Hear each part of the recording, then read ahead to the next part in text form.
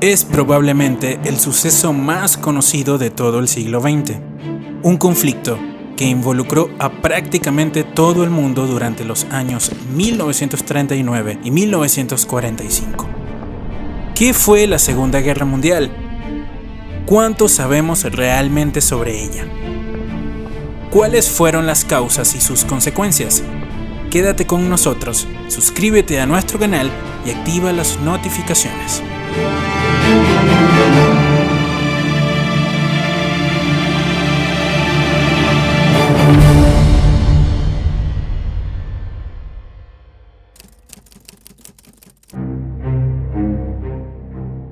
Junto con la Primera Guerra Mundial, la Segunda Guerra Mundial fue uno de los grandes hilos conductores de la historia geopolítica del siglo XX.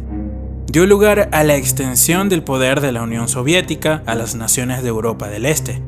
Permitió que un movimiento comunista acabara alcanzando el poder en China y marcó el cambio decisivo del poder en el mundo, que se alejó de los estados de Europa Occidental y se dirigió hacia Estados Unidos y la Unión Soviética. Para entender cómo se llegó a este desenlace, debemos remontarnos al final de la Primera Guerra Mundial. El Tratado de Versalles había puesto fin a la Gran Guerra, ya que el Imperio Alemán, tras sufrir varias derrotas y asediado por una revolución socialista, solicitó un armisticio que fue aceptado por sus enemigos.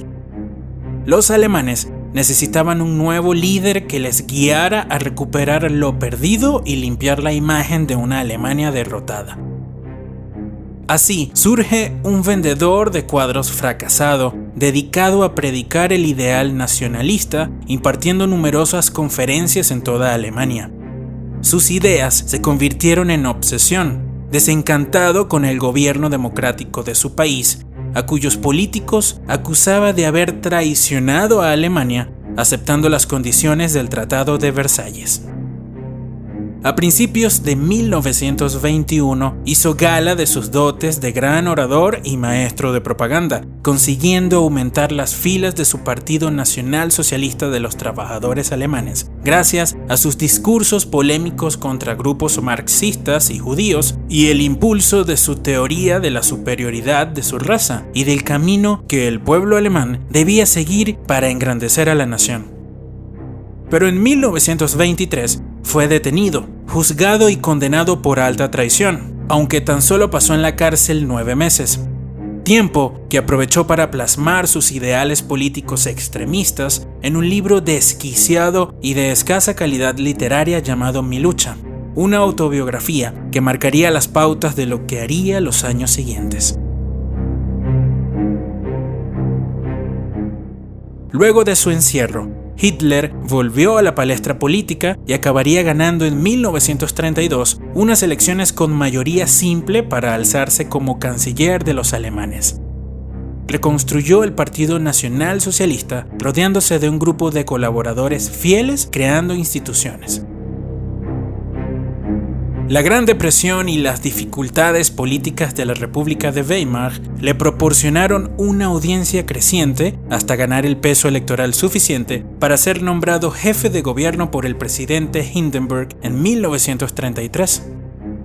Tras la muerte de Hindenburg, Hitler se autoproclamó Führer de Alemania. Rápidamente, bajo una apariencia de legalidad, establece un régimen totalitario liquidando las instituciones democráticas de la República de Weimar.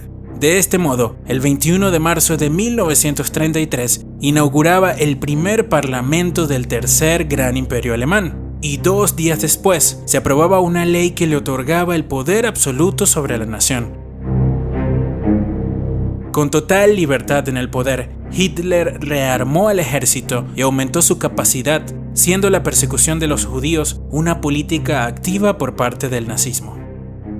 El Führer hizo caso omiso de la firma del Tratado de Versalles, creando un fuerte estado militar con protestas de Francia e Inglaterra. En el año 1938 puso en práctica su política de expansión territorial, añadiendo a Austria entre sus dominios. Ese mismo año amenazó con desencadenar una guerra en toda Europa, a menos que los Sudetes, una zona fronteriza de Checoslovaquia con mayoría alemana, fueran cedidos a Alemania para resolver el asunto. De este modo, se reunirían en Múnich alemanes, franceses, ingleses e italianos, eso sí, sin la participación de la propia Checoslovaquia. El primer ministro británico Chamberlain y Daladier, el presidente de Francia, cedieron ante las pretensiones de Hitler con tal de que no hubiese un derramamiento de sangre, lo que sería la peor decisión de sus vidas. I used to repeat, if at first you don't succeed, try again. That's what I'm doing. With the German Chancellor, Herr Hitler.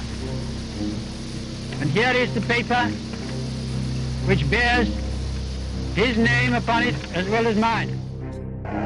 We regard the agreement signed last night and the Anglo-German naval agreement as symbolic of the desire of our two peoples never to go to war with one another again. Al año siguiente, Hitler incumplió su palabra y sin importarle nada, ordenó invadir toda Checoslovaquia. A principios de 1939, el dictador alemán estaba decidido a invadir y ocupar Polonia. Polonia, por su parte, tenía garantías de apoyo militar francés y británico en caso de ser atacado por Alemania. A pesar de ello, Hitler tenía la intención de invadir a Polonia de todos modos, pero primero tenía que neutralizar la posibilidad de que la Unión Soviética se resistiera a la invasión de su vecino occidental. Polonia era un país surgido del Tratado de Versalles. Sus tierras antes habían pertenecido a Alemania, Austria y a Rusia.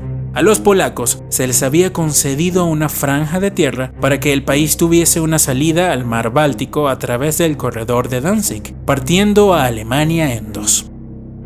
En agosto de 1939, el comunista Stalin y el anticomunista Hitler sorprenden a medio mundo con la firma del Pacto de No Agresión Germano-Soviético en Moscú. En un protocolo secreto de este pacto, los alemanes y los soviéticos acordaron que Polonia se dividiera entre ellos, con el tercio occidental del país para Alemania y los 2 tercios orientales para la Unión Soviética.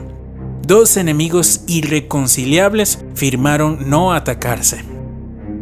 9 días después del pacto, y una vez logrado este cínico acuerdo, cuyas otras disposiciones dejaron estupefacta a Europa, incluso sin divulgar el protocolo secreto, Hitler pensó que Alemania podía atacar Polonia sin peligro de intervención soviética o británica. Finalmente, a las 12:40 p.m. del 31 de agosto de 1939, Hitler ordenó que la invasión a Polonia comenzara a las 4:45 de la mañana siguiente. De este modo, Alemania invade la parte occidental de Polonia y 3 semanas después, los soviéticos se encontraban invadiendo la parte oriental.